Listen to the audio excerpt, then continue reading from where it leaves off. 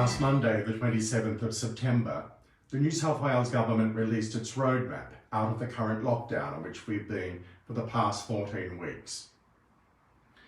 After careful consideration of its implications, especially the government's provision for the exemption of places of public worship for more general restrictions, when we've reached the milestone of 80% vaccinated, Bishop Anthony has indicated how the parishes of our own diocese might move forward as the one community of the Church.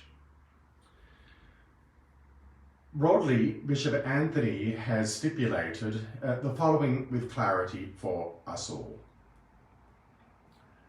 Firstly, when we reach the target of 70% vaccination, that is from Monday the 11th of October, our churches are to be reopened for personal prayer and devotion. It will be truly wonderful to see the doors of our church open again. How we have longed to see that. We don't want to see them closed one day longer than they have to be. However, we will need to wait just a couple of weeks further before we can gather for Mass. Because secondly, Masses will continue to be suspended just until we reach the target of 80% vaccination. Given the government's blueprint, this will be the time that everyone can come to our church, irrespective of their vaccination status. We are hopeful that this will be the case by the final weekend of October at the very latest. And so in this way we can all move forward together without what may have been otherwise a very complex situation. The exception to this will be the ordination of our 3 deacons, which will take place in our cathedral on the 18th of October, and Father Aldrin's Mass of Thanksgiving in our own parish of Chatswood the day after.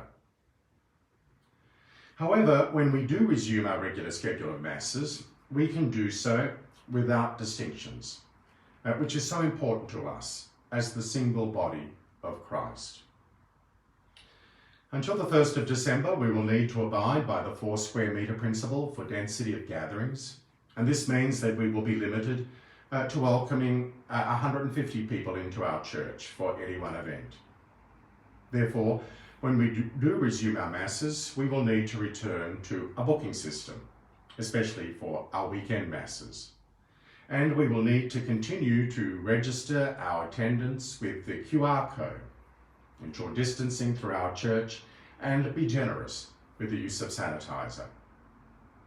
At all times, we will need to wear a mask.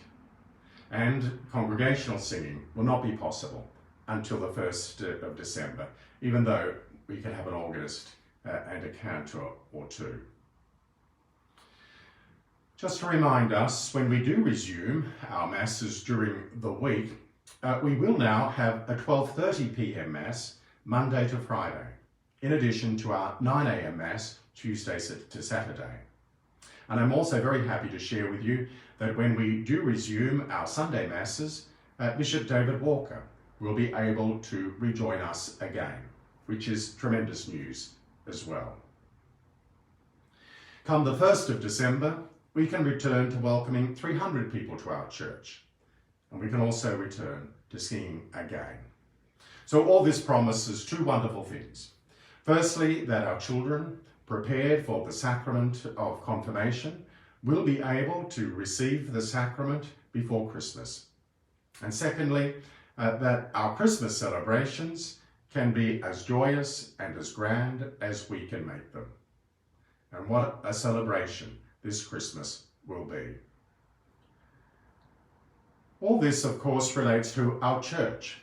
As we emerge out of lockdown, we also have to consider our other parish facilities, such as our parish meeting rooms. Unlike our church, these will remain subject to the same requirements of all other venues until the 1st of December.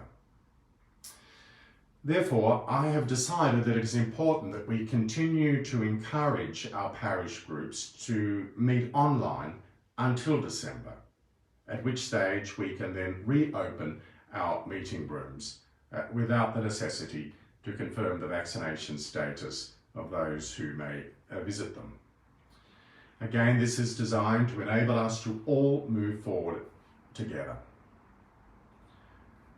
Our parish office, however, given its own particular situation, will be able to reopen in early November once we have reached the 80% rate of vaccination. And there will be much for our parish team to do as we come to the end of the year and as we prepare for the celebration of Christmas. In all of this, Bishop Anthony expresses his gratitude to the New South Wales Government for the particular understanding that it has demonstrated for people of religious faith. Of course, each of us will need to think through very carefully for ourselves what is the safest thing for us and for our families, and make the most responsible decisions in light of our own personal circumstances. We fully understand and respect this and recognise that it may be some time yet before we can resume the full strength of our parish community. However, I'm very confident that this will be possible as the new year gets underway.